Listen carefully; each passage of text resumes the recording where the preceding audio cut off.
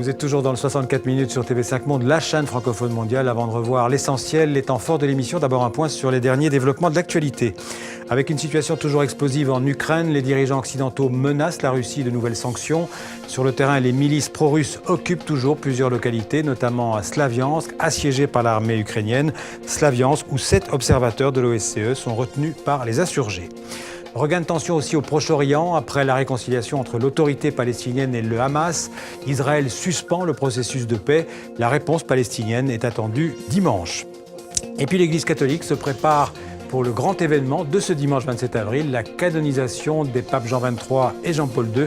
La place Saint-Pierre devrait accueillir au moins 1 million de fidèles. Comme promis, en 2 minutes, le rappel de l'essentiel de ce monde en français, ce que vous avez aimé ou ce que vous avez raté. Un résumé préparé par François-Xavier Freland et Astrid Lefebvre. Le cadre est austère, mais la déclaration est fracassante. Les tentatives d'invasion de la part de la Russie sur le territoire ukrainien vont aboutir à un conflit militaire dans l'espace européen. La Russie veut mener une 3e guerre mondiale. L'effervescence liée à la double canonisation s'est emparée de la ville. Dimanche, 800 000 pèlerins seront sur place, autant de fidèles encadrés et dans les règles. Des wagons couchés sur le côté et ici un enchevêtrement impressionnant de containers. Mais le train de marchandises transportait aussi des passagers clandestins, pour beaucoup tombés du toit. Les forces de l'ordre algériennes sont beaucoup plus entraînées à combattre des groupes armés dans le maquis qu'à contenir des manifestants pacifiques et désarmés. Les provocations reprennent. Des colons israéliens sont régulièrement agressés. En mars dernier, l'État hébreu demande un délai supplémentaire pour libérer le dernier contingent de prisonniers politiques. Le refus palestinien est net. Israël rompt les négociations.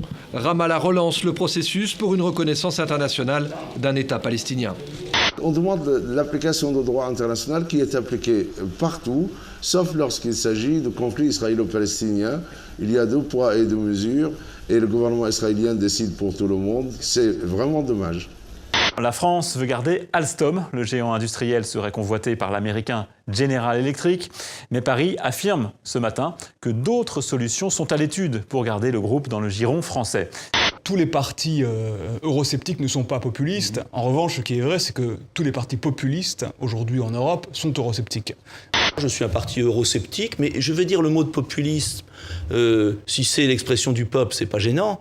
S'il a des relents de haine, je ne l'accepte pas, comme gaulliste social et républicain. On dit on va inverser la courbe du chômage, vous vous dites non, c'est pas possible d'un point de vue physique. Moi, j'ai beaucoup étudié les mathématiques et jamais on ne m'a parlé d'inversion de courbe.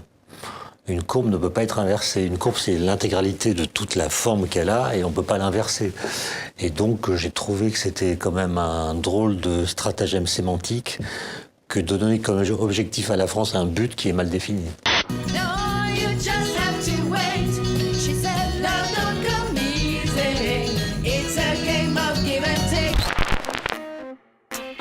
Avant de nous séparer, une pensée pour le dernier otage français, Serge Lazarevitch. Il est détenu quelque part au Sahel, vous le voyez, depuis 883 jours.